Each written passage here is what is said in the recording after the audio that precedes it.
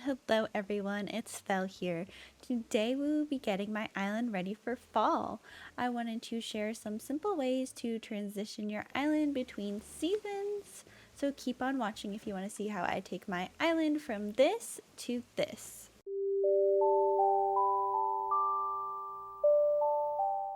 Starting off, I went ahead and time traveled just so it was easier for me to see what changes need to be made.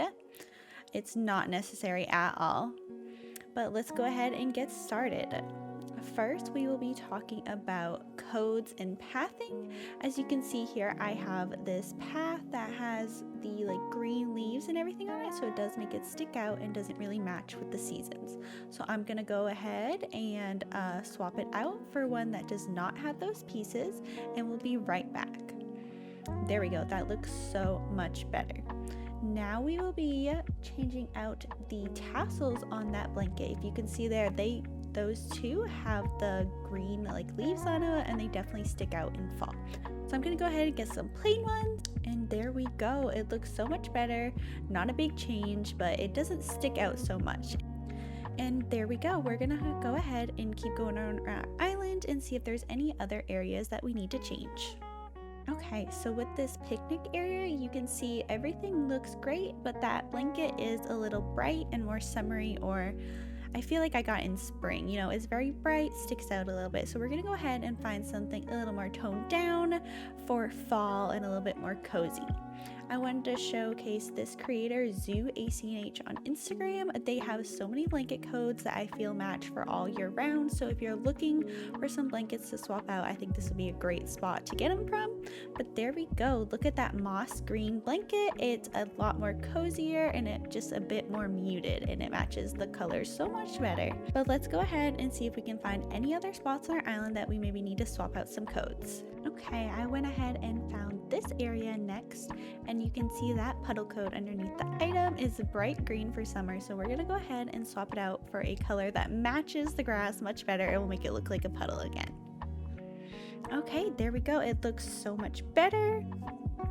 And I think those are just the few of the types of codes you should look for around your island that may need to be swapped out.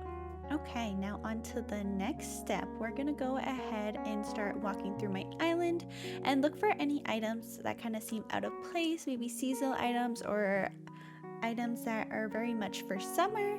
But let's go ahead and see what we can find.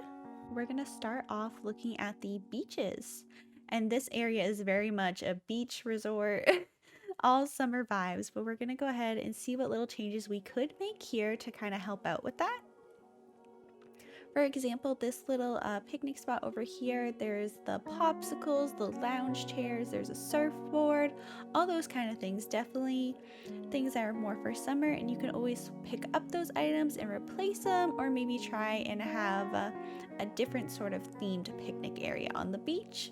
Something that's doesn't involve swimming and surfing and then the popsicles. And not all of these items needs to go. I mean, it's totally up to you. These are some items I think would look better if they were used in the summertime and not in fall. But let's continue and see what else we find. As we walk around my island, you see that there's lots of leaf piles. I'm gonna go ahead and pick most of those up. And then let's see what else we can find. Oh, you can see there's some pink flowers. They don't match fall as much as other color flowers, so I'm gonna go ahead and pick them up. And then also you can think about the bushes, if you want the seasonal bushes out or not. Okay, and now we have this stall right here. It's a little popsicle fruit stand for when you get done with your hike. So we're gonna go ahead and pick up these items, and we'll replace them with some other items that kind of fit more with the fall vibes later on. Okay, as we get back to the entrance, you can see there's some items that I overlooked, and I'm sure there's plenty more, but these little bunny topiaries, I think they're called, they're definitely bright green and match the summer and spring vibes a lot more. So we're gonna go ahead and pick these up. And while we're at it, we'll be picking up the bushes and we'll replace them with some holly bushes as well.